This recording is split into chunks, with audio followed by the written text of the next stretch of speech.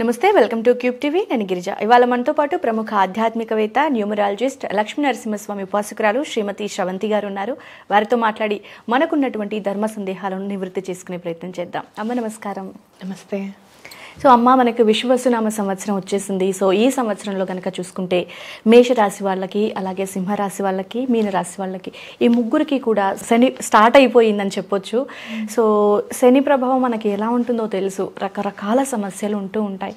So మరి శని ఎలాగో ఉంటుంది, దాని నుంచి తప్పించుకోవడం అవ్వదు, కానీ కొంతలో కొంత పరిహారం ఏదైనా చేసుకుంటే బాగుంటుంది అని అనుకునే వాళ్ళకి, ముఖ్యంగా ఈ 3 రాశుల వాళ్ళకి సంబంధించి ఒక చక్కటి పరిహారం ఏదైనా ఉంటే శని బాధల నుండి బయటపడే అవకాశం కోసం తెలియజేస్తారమ్మా?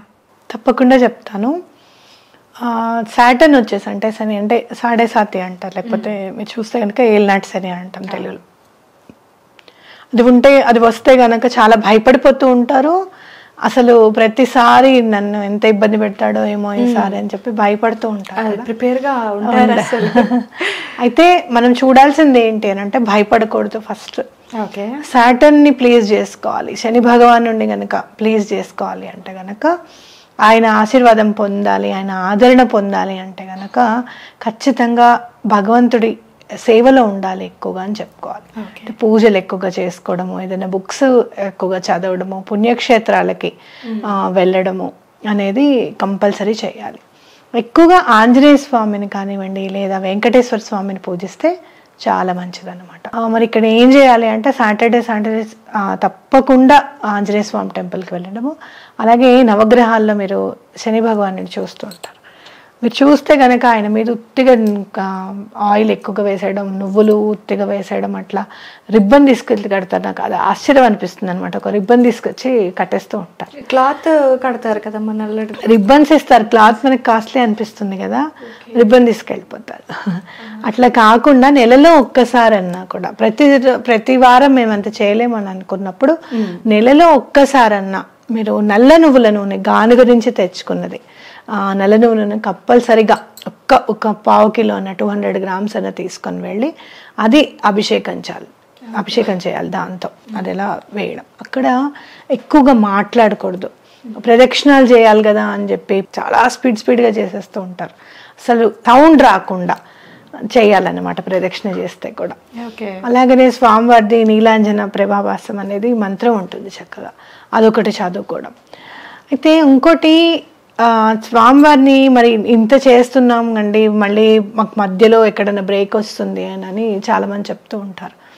మీరు ఏం చేస్తారు అని అంటే, ఎవ్రీ సాటర్డే కొన్ని కాయిన్స్ పెట్టుకోండి, 11 rupees అట్లా, లేదంటే 21 rupees. గుడిలో బయట యాచకులు ఉంటారు కదా, కాయిన్స్ ఇవ్వండి. అంటే 1 or 2 rupees కాయిన్స్ ఇస్తే చాలా మంచిది అనమాట. అట్లాగే మనం ఎప్పుడు కూడా మన జీవితంలో కంపల్సరీ డిసిప్లిన్ అనేది కంపల్సరీగా ఉండాలి.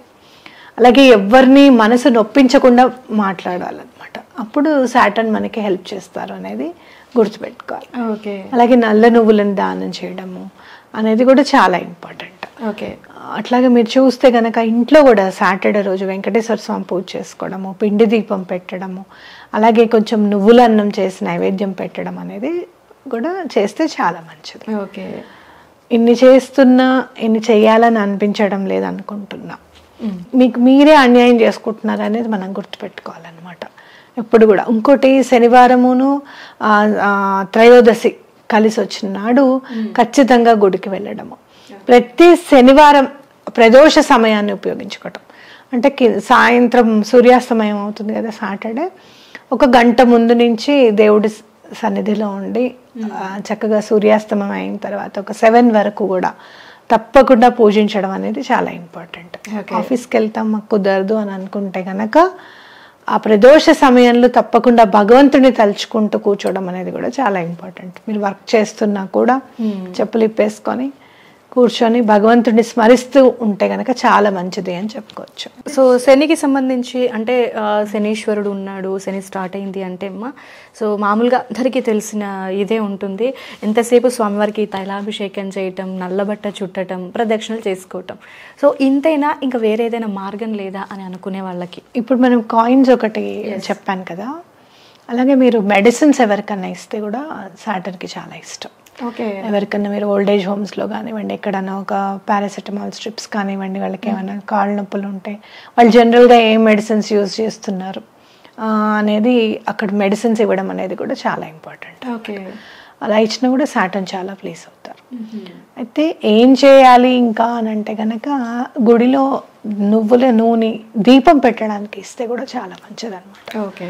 ప్రతిరోజు దీపం వెలుగుతూ ఉంటుంది కదా మీరు ఇచ్చిన దాంతో, అలా ఇస్తే కూడా సాటర్న్ చాలా బాగా ప్లీజ్ అవుతారని కూడా చెప్పుకోవచ్చు. ఓకే. అయితే చాలా చేస్తూనే ఉన్నామండి, బాధగా ఉంది, చాలా ఆర్థిక ఇబ్బందులు బాగా కూరుకొని పోయి ఉన్నాం. సమస్యలు మామూలుగా లేవండి, మా ఇంట్లో ప్రతిదీ సమస్య అని చెప్పేవాళ్ళు ఉంటారు.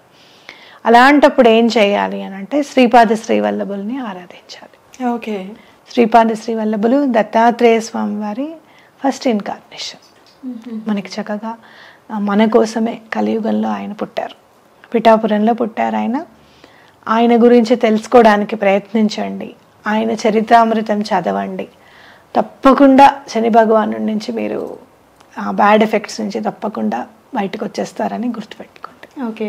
సో మరి ఆరాధన ఏ విధంగా చేసుకోవాలి అంటారమ్మా? చదవండి శ్రీపాద శ్రీవల్లభులది సిద్ధమంగళ స్తోత్రం చదవండి. అలాగే చరితామృతంలో ఒక అధ్యాయం ఉంటుంది, శంకర్ భట్ అని ఆయనే రాశారనమాట. ఆయనకి రాసిన ఆయనకే ఏలినాటి శని స్టార్ట్ అవుతుంది. 7.5 సంవత్సరాలు ఏలినాటి శని ఎలా భరించాలి అని ఆయన తిరుగుతున్నప్పుడు స్వామివారు ఏం చేస్తారంటే కేవలం 7.5 రోజుల్లో ఆ శని ప్రభావాన్ని తీసేస్తారనమాట. కాబట్టి అంటే ఆయన విపరీతమైన భక్తి, ఎక్కడో కన్యాకుమారి నుంచి నడుచుకుంటూ వస్తూ ఉంటాడనమాట. స్వామివారిని చూడాలి, నేను కలవాలి, కురువపురంలో ఉన్నారట ఆయన అని చెప్పి వస్తూ ఉంటారనమాట. ఎన్నో అవరోధాలు, ఎన్నో పాపం అనేది క్రితం జన్మలో చేసింది కానివ్వండి, ఏదైనా కానివ్వండి అనుభవించవలసిందే. అవన్నీ పరిపక్వం అవుతే కానీ భగవంతుడిని దర్శించలేం. మరి అవన్నీ ఎలా పరిపక్వం చేశారు స్వామి, ఎలా కర్మని తొందరగా అనుభవింపజేశారు అనేది మీరు చరితామృతం చదువుతుంటే మనకు అర్థమైపోతుంది అనమాట. అంటే దత్తాత్రేయ స్వామి వారిని ఎక్కువగా ఆరాధించడం, శ్రీపాద శ్రీవల్లభుల గురించి తెలుసుకోవడం, అసలు దత్తాత్రేయ స్వామి వారు ఇంకా ఏ అవతారాలు ఆయన అవతరించారు అని చెప్పడం, ఇవన్నీ చాలా ఇంపార్టెంట్. మనం ఈ మధ్య చాలా పెద్ద గొప్ప సనాతనం అయిపోయాం.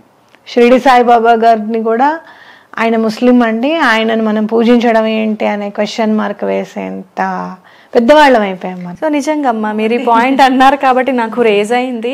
రీసెంట్గా నేను వేరే వాళ్ళతో ఇంటర్వ్యూ చేసినప్పుడు కూడా ఒక 2-3 ఈ మాట అన్నారు. సో ఆయన ఎవరో ముస్లిము, మనకు సంబంధం లేదు, దట్టు ఆయన చనిపోయారు, ఒక సమాధిని వాళ్ళు పూజిస్తారు ముస్లిమ్స్ మామూలుగా. సో సాయిబాబా అనే పర్సన్ ఒక పకీరు, మనకు సంబంధం కాదు, లేదు, మనం పూజనే చేయకూడదు, అసలు మన దేవుళ్ళతో సాయిబాబాకి సంబంధం లేదు అని అన్న. ఇది ఎంతవరకు కరెక్ట్ అమ్మా? అది నిజమేనా అబద్ధమా? ఇది ఒక సందేహంగా ఉండిపోయింది. అలా అంటే మీరు అక్కల్కోట్ మహారాజ్ గారు ఉన్నారు కదా, అక్కల్కోట్ మహారాజ్ గారిది కూడా సమాధి ఉంది. మరి ఆయన హిందూ కాదా? సాయిబాబా గారు ఒకవేళ ముస్లిం అయితే కనుక త్రిపుండ్రము ఎందుకు ధరించేవారు, బొట్టు ఎందుకు పెట్టుకునేవారు, ఆయన చెవులకి ఎందుకు కుట్టించుకున్నారు, అగ్ని ప్రజ్వలన ఎందుకు చేశారు, ఇవన్నీ కూడా మనం ఆలోచించాలి. ఓకే, అవునా కాదా? మనము అలా అనుకుంటే గనక చాలా హింసించారు, ఎవరైతే మనని ఇన్వైట్ చేశారో, వచ్చి పరిపాలించారో ముస్లిం రాజులందరూ కూడా, వాళ్ళందరూ కూడా మన రాజులని అందరినీ కూడా చాలా హింసించారు కదా. మరి ఇప్పటికీ కూడా ఆ పేర్లు పెట్టుకొని ఆ ఊర్లకి మనం అలానే పరిడవిలుతున్నాం చక్కగా, అవునా కాదు? దాన్ని మనం అపోజ్ చేయం లేదు. అప్పుడు మనకి సెక్యులరిజం గుర్తుకొస్తుంది. అర్థమైంది? అంటే ఒకటి గుర్తు పెట్టుకోవాల్సింది ఏంటి అంటే, భగవంతుడు ఏ రూపంలో ఎలా వస్తాడు, ఎలా మనని ఉద్ధరిస్తాడు అనేది ఎటువంటి పరిస్థితుల్లోనూ మనం చెప్పలేం. అర్థమైందా? భగవంతుడు ఏ రకంగానే రావచ్చు, ఇలానే ఉండాలి భగవంతుడు, శంఖచక్రాలు ధరిస్తేనే స్వామి అని అనుకోవడానికి ఏం లేదా. స్వామి ఎలా అయినా కూడా రావచ్చు. చిన్న పిల్లవాడి రూపంలో వచ్చి, మీరు గురువాయూర్ గురించి చదువుతూ ఉంటే కనుక కృష్ణుడి గురించి, చిన్న పిల్లవాడి రూపంలో వచ్చి వంట చేసి వెళ్ళిపోతాడు ఆయన. అంత పెద్ద పెద్ద 2000 చాలా మంది సంతర్పణకు వస్తారనమాట. మరి ఆ భగవంతుడు ఆ చిన్నపిల్లవాడి రూపంలో వచ్చాడే, నీకేం వచ్చురా, నువ్వు పక్కకు జరుగు అని అనలేదు కదా అవతల వాళ్ళు. అర్థమైందా? అట్లా మీరు చూసుకుంటే కనుక ఎన్నో సందర్భాల్లో ఏదో ఒక రూపంలో వచ్చి ఉద్ధరించడం అనేది చూస్తూ ఉంటాం మనం. కాబట్టి పిఠాపురంలో కూడా ఇదే పని చేస్తారు. శ్రీపాద శ్రీవల్లభుల్ని అసలు గుర్తించరు ఆయనని. ఓకే. అంటే ఒక చిన్న పిల్లవాడు ఎటువంటి పరిస్థితుల్లోనూ 3 ఏళ్ల పిల్లవాడు 3 ఏళ్ల పిల్లవాడిలాగానే ఉండాలి. భగవంతుడే వాడు అంత చెప్తున్నాడే, అంత వేదాన్ని వర్ణించేస్తున్నాడే, ఎంత బాగా మనకి ఎక్స్ప్లెయిన్ చేస్తున్నాడు ప్రతిదీ.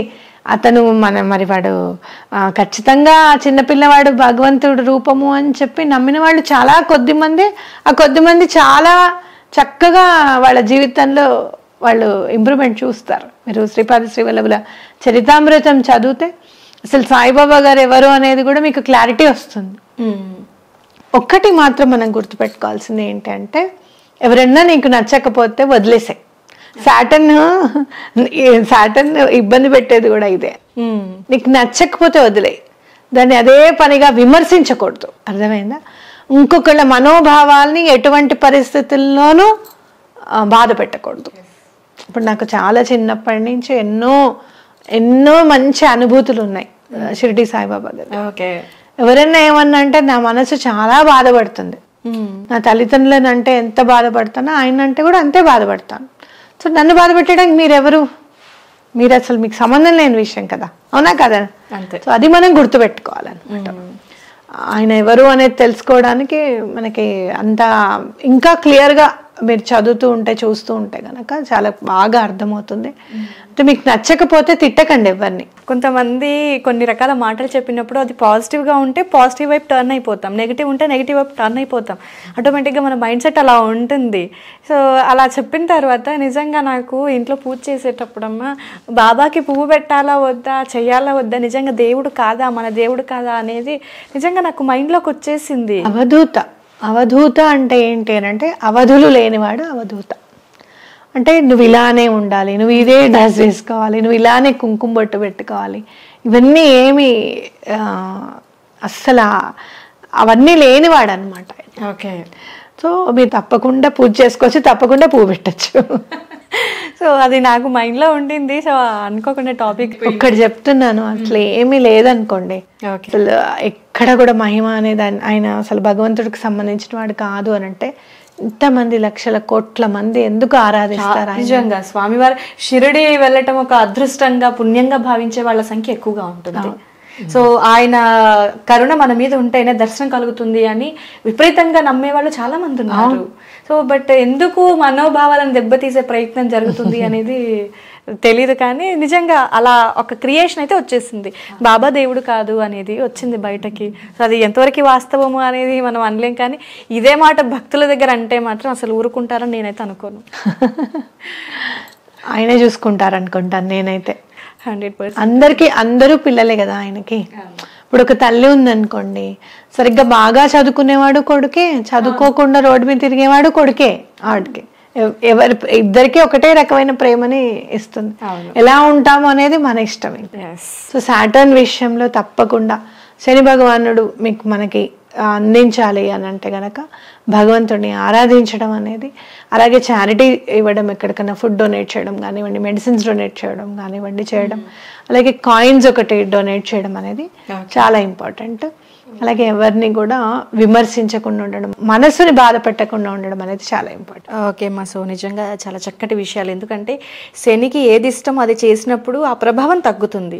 సో ఇష్టం లేని పనులు ఎక్కువగా చేసినప్పుడు కష్టం కూడా ఆటోమేటిక్గా అది రెట్టింపు అవుతూ వస్తుంది. సో చాలా చక్కటి రెమెడీస్ వీక్షకుల కోసం తెలియజేశారు.